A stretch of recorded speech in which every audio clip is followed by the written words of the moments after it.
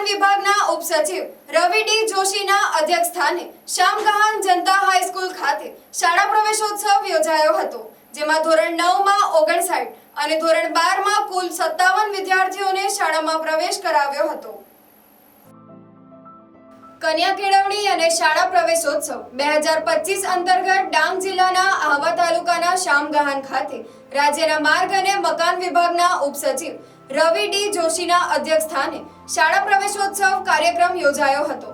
શામગહાન સ્થિત જનતા હાઈસ્કૂલ ખાતે ઉપસચિવે માધ્યમિક અને ઉચ્ચતર માધ્યમિકના વિદ્યાર્થીઓને શાળા પ્રવેશોત્સવ કરાવ્યો હતો, જેમાં ધોરણ 9 માં 59 અને ધોરણ 12 માં કુલ 57 વિદ્યાર્થીઓનું નામાંકન કરાવ્યું હતું.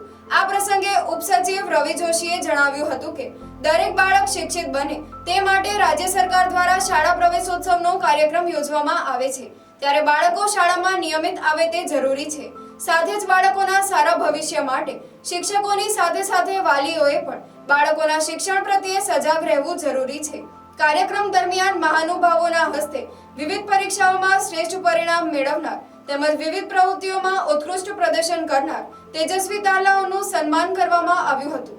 કાર્યક્રમ બાદ શાળામાં વૃક્ષારોપણ કરવામાં આવ્યું હતું. Bureau report NTC news Navsari.